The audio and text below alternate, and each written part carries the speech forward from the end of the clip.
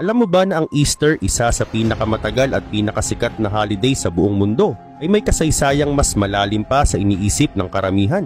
Kahit ilang henerasyon na ang lumipas, madami pa rin ang hindi alam kung ano talaga ang totoong pinagmulan at ibig sabihin nito. In fact, kahit mga Kristiyano, madalas hindi rin nila gets ang tunay na purpose ng Easter sa plano ng Diyos para sa sangkatauhan. Usually, ang alam lang natin, ang Easter ay tungkol sa mga pangako ng Diyos at sa kalayaan ng isang buong bayan. Pero para talaga maintindihan ang buong kwento, kailangan nating balikan ang mga pangyayari. Simula pa sa panahon ng mga patriarka ng Israel hanggang sa ancient Egypt at sa krus na itinayo mahigit 2,000 taon na ang nakakaraan sa labas ng lungsod ng Jerusalem na siyang nagmarka ng kasaysayan ng buong mundo. Kaya sa video na to malalaman mo ang totoong kwento ng Easter, kung saan ito nagsimula, ano ang spiritual meaning nito at paano ito nakakonek sa kasaysayan ng mga Hudyo. Syempre kasama na rin kung paano ito naging mahalaga sa pananampalatayang Kristiyano, lalo na sa kamatayan at muling pagkabuhay ni Kristo. Ngayon, bago natin pag-usapan ang kahulugan ng Easter para sa mga Kristiyano, kailangan muna nating intindihin kung saan nagsimula at ano ang ibig sabihin ng Jewish Passover. Para sa mga hindi familiar, ang Jewish Passover ay iniutos ni Moses. Siyempre, ayon na rin sa utos mismo ng Diyos. Ang unang Passover nangyari sa buwan ng Abib na siya ring naging first month ng Jewish calendar. Later on, pagkatapos ng exile sa Babylon, tinawag na rin itong Nisan. Sa calendar natin ngayon, tumatapat ito sa pagitan ng Marso at Abril. Pero alam mo bang ang kwento ng Passover ay mas matagal pa pala sa panahon ni Moses? Mga 500 taon bago pa ito formally itinatag, kinausap na ni God si Abraham tungkol sa magiging kapalaran ng kanyang mga magiging apo, ang bansang Israel. Sinabi ng Diyos kay Abraham na magiging dayuhan ng mga Israelita sa isang banyagang lupain at magiging alipin sila roon. Aabutin sila ng 400 taon ng pahirap at pang-aalipin. Pero may pangako si God, darating ang araw na paparusahan niya ang bansang umapi sa kanila at palalayain niya ang kanyang bayan. Dumaan ang panahon at dumating ang kwento ni Joseph, apo ni Abraham. Ibinenta siya ng mga kapatid niya sa mga Ismaelita at nauwi siya sa Egypt bilang alipin. Pero kahit dumaan sa matinding pagsubok, naging bahagi ito ng plano ng Diyos.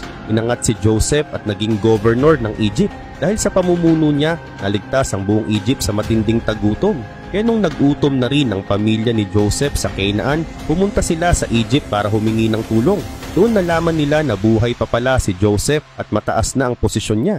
Kaya nanirahan na rin doon ang mga anak ni Abraham at pansamantalang naging maayos ang buhay nila sa Egypt. Pero syempre, lumipas ang panahon. Namatay si Joseph at ang buong henerasyon nila at dumating ang isang bagong Pharaoh, isang hindi nakakakilala kay Joseph na siyang naging dahilan kung bakit inalipin ng mga Israelita at doon nagsimula ang matagal na panahon ng paghihirap ng Israel sa Egypt. Pero matapos ang 400 taon, tinawag ng Diyos si Moises para palayain ang kanyang bayan. Ginamit ni God ang 10 plagues para ipakita ang kapangyarihan niya sa Egypt at yung huling plague, ang pagpatay sa lahat ng panganay na anak sa Egypt, ang naging dahilan kung bakit sinimulan ang pagdiriwang ng Passover.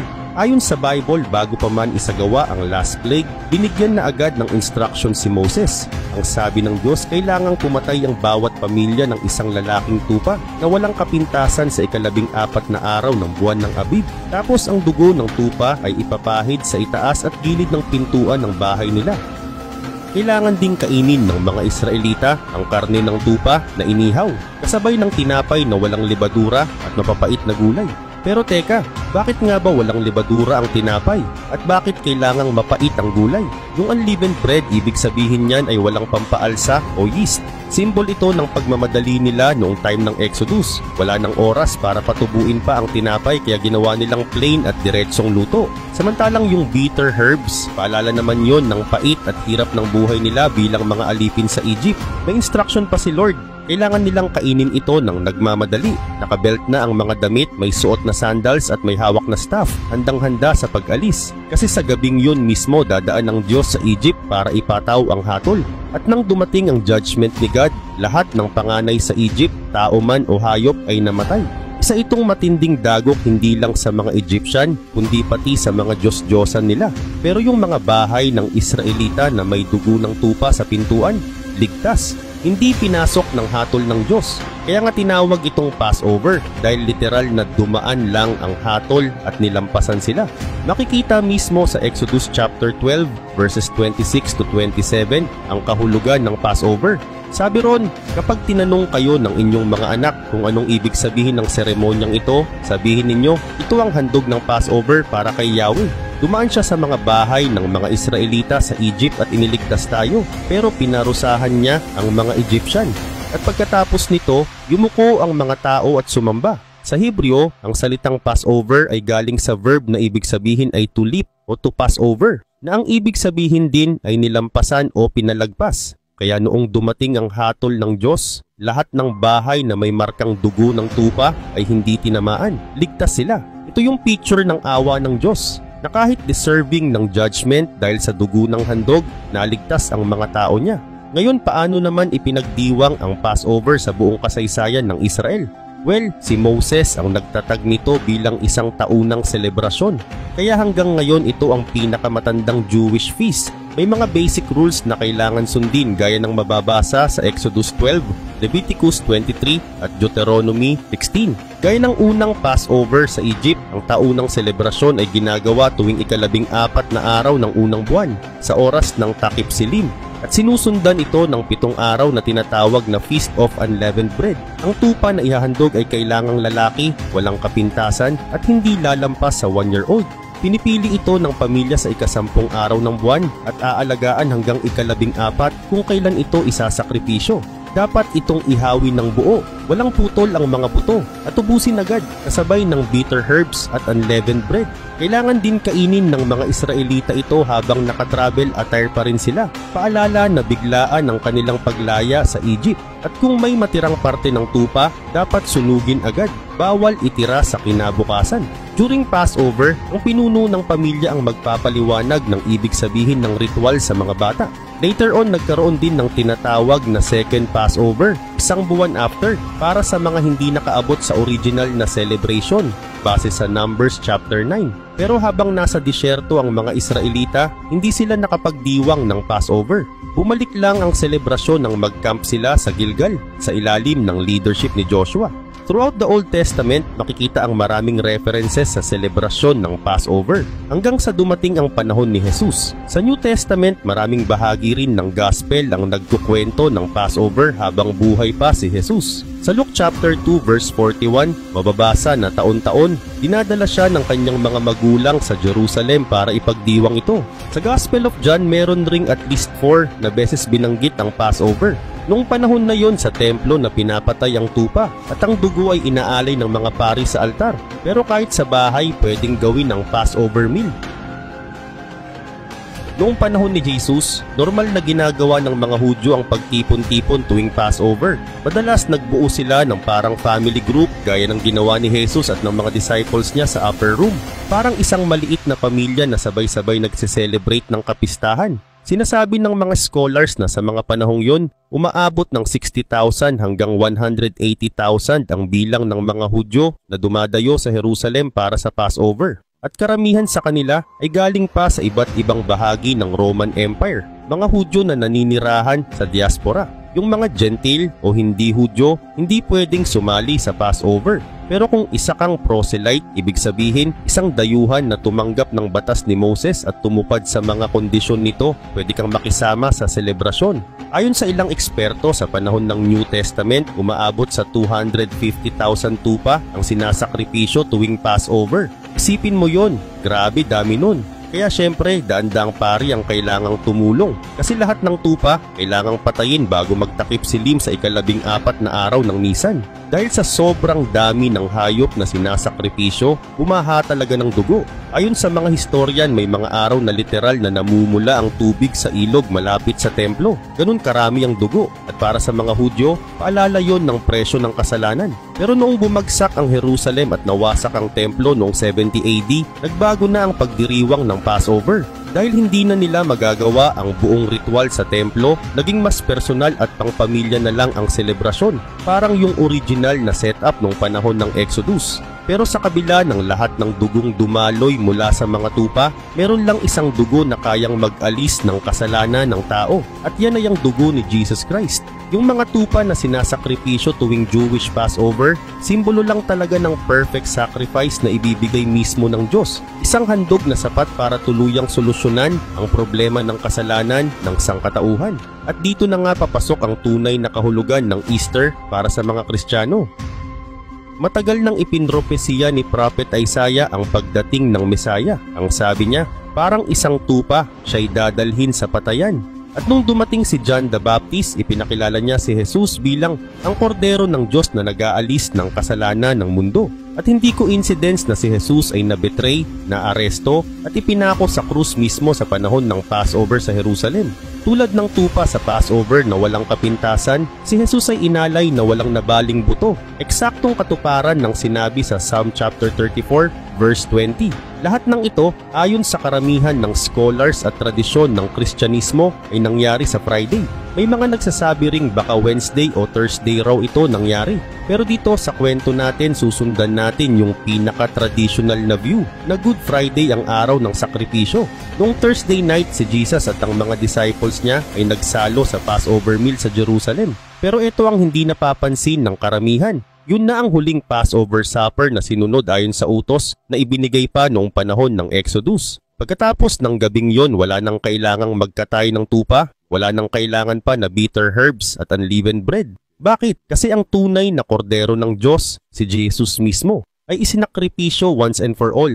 Isang perfect at final sacrifice na wala nang kulang at wala nang kailangang ulitin pa. Si Jesus, ang anak ng Diyos, ang naging pantubos para sa mga makasalanan. Sa halip na karne ng tupa, mapait na gulay at tinapay na walang libadura, ang iniwan ni Jesus ay tinapay at alak bilang alaala ng kanyang sakripisyo. Kapag kumakain tayo ng tinapay, inaalala natin ang kanyang katawan na nabayubay para sa atin. Kapag iniinom natin ng alak, inaalala natin ang dugo niya na dumaloy para sa ating kaligtasan. Sa madaling salita, yung huling Jewish Passover ni Jesus, yun din ang naging unang Lord's Supper at mula noon ito na ang Easter ng mga Kristiyano. Hindi na simpleng kapistahan kundi isang banal na paggunita sa sakripisyong nagligtas sa atin. Nakakatuwang isipin no? Yung Jewish Passover ay laging tumuturo paabante, patungo sa hinaharap sa isang pangakong darating. Pero ang Lord's Supper tumuturo naman pabalik, paalala ng pangakong natupad na. At hindi lang yun.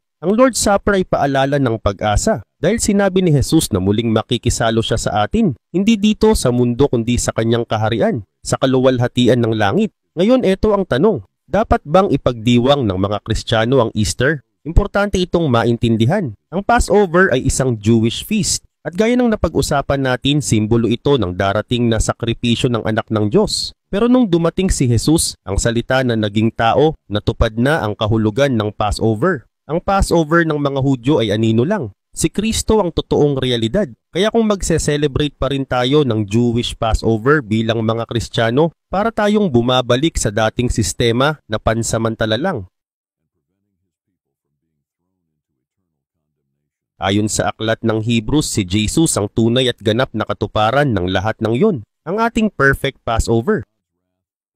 Sabi ni Apostle Paul, malinaw, si Kristo ang ating Passover lamb na isinakripisyo para sa atin. Ibig sabihin tayong mga Kristiyano, hindi na ipinagdiriwang ang Jewish Passover. Ang ginagawa natin ay ang Lord's Supper bilang paggunita sa sakripisyo ni Jesus sa Calvary. Doon ibinuhos ang kanyang dugo para tuparin ang hustisya ng Diyos at iligtas tayo mula sa walang hanggang kaparusahan. Para sa ating mga Kristiyano, ang Easter ay paalala na dahil sa ginawa ni Kristo sa krus, nilampasan ng puot ng Diyos ang buhay natin. Dahil ang pintuan ng puso natin ay may tatak ng kanyang mahalagang dugo. Ito ang totoong Passover para sa atin. At tuwing tayo'y nagtitipon at sumasali sa Lord's Supper, sineselebrate natin ang katubusang ito. Pero aminin natin, marami pa rin ang nagsasabi na ang Easter daw ay isang paganong selebrasyon. At dito na pumapasok ang debate tungkol sa pinagmulan ng salitang Easter. Alam natin na yung salitang Passover, direkta itong tumutukoy sa kapistahan ng mga Hudyo na nagdiriwang ng paglaya nila mula sa pagkaalipin sa Egypt. Pero yung salitang Easter, karaniwang ginagamit lang ito sa mga English-speaking countries para tawagin ang muling pagkabuhay ni Jesus. May isang theory na nagsasabing ang salitang Easter ay galing daw sa pangalang Eostre o Ostara, na sinasabing isang diyosa ng spring o fertility mula sa Germanic o Anglo-Saxon mythology. Kaya raw may koneksyon sa paganong pagdiriwang ng spring at muling pagkabuhay ng kalikasan. Pero may malaking butas ang theory na to. Una, kulang sa matibay na ebidensya. Isa lang talaga ang source niyan. Isang monk noong 8th century na nagsulat tungkol sa buwan na tinatawag na Ostara. Pero walang detalyeng binanggit tungkol sa Diyosa o anumang pagsamba sa kanya. Wala ring archaeological records o ibang documents na sumusuporta sa theory na to. Pangalawa, ang salitang Easter ay ginagamit lang sa ilang wika tulad ng English at German. Pero sa karamihan ng mundo, ang tawag sa Easter ay Paska o Paskwa, galing sa Hebrew word na Pesach, na ibig sabihin ay Passover. Kaya kung may connection man ito sa paganong konsepto, lokal at limitado lang ito sa iilang lugar. At hindi ito ang universal meaning ng Easter. At kung sakali mang may konting influence ng mga dating paganong tradisyon, tandaan, ginamit ito ng mga Kristiyano bilang tool para i-reach ang mas maraming tao. Ganito kasi kumalat ang Kristyanismo. Ina-adapt ang mga local customs pero binibigyan ito ng bagong kahulugan na nakasentro kay Kristo. So ngayon masasabi natin, hindi totoo na ang Easter ay purely pagan. Ang Easter para sa mga Kristiyano ay diwa ng katubusan sa pamamagitan ni Kristo. Walang Kristiyano ngayon ang nagdiriwang ng Easter para parangalan ang isang ancient goddess na hindi nga alam ng karamihan kung sino. Yung idea na pagan ng Easter, parang pang trivia na lang, hindi ito sapat para sirain ang tunay na diwa ng selebrasyon natin. Pero teka, saan naman nanggaling yung mga Easter bunny, itlog, candies at chocolates? Well, sa totoo lang, later na lang nadagdag lahat yan. Yung rabbit at itlog ginagamit lang yan bilang simbolo ng new life at fertility. May nagsasabi rin na galing ito sa mga paganong tradisyon ng Spring Festival sa Northern Hemisphere. Pero kung tatanungin mo kung bakit may chocolates ngayon, edi syempre, pang business, good for sales lalo na sa mga bata. Kahit ano pa man, lahat ng yan ay walang koneksyon sa tunay na kahulugan ng Easter. Hindi yan parte ng Jewish Passover. At lalong hindi yan kaugnay sa kamatayan at muling pagkabuhay ni Kristo. Nakakalungkot lang kasi maraming Christian churches ngayon ang ina-adapt na rin ang mga bagay na to sa Easter service nila. At dahil dito, naliligaw na ng landas ang focus ng selebrasyon. On the flip side, may ibang Kristiyano naman na ayaw sa mga commercial customs kaya bumabalik sa Jewish Passover. Kaya may mga church ngayon na nagluluto pa ng tupa, gumagawa ng unleavened bread at naghahain ng bitter herbs. Akala nila mas tamaan yun, pero sa totoo lang, mali rin yun. Kasi parehong extreme lang, parehong walang biblical basis. Ang nangyayari tuloy, superstition at religious mixing na lang ang napupunta sa maraming simbahan. Kaya ang tamang gawin, bilang mga Kristiyano, dapat maging wise tayo. Gamitin natin ang panahong ito kung kailan nagtitipon ang mga pamilya para ipaliwanag ang totoong kwento ng Easter mula sa Old Testament hanggang Calvary. Sabihin natin na si Jesus ang kordero ng Diyos, na kanyang dugo ang nagpalaya sa atin. At higit sa lahat, umasa tayo sa araw na darating, ang bagong langit at bagong lupa. Doon wala ng kasalanan at tuluyan na tayong makakaisa sa ating tagapagligtas. Kaya ngayon tanong ko sa'yo, alam mo ba ang totoong kwento ng Easter bago mo pinanood tong video na to? Comment mo sa baba. At kung may kakilala kang hindi pa alam ang tunay na meaning ng Easter, i-share mo na rin sa kanila ang video na to.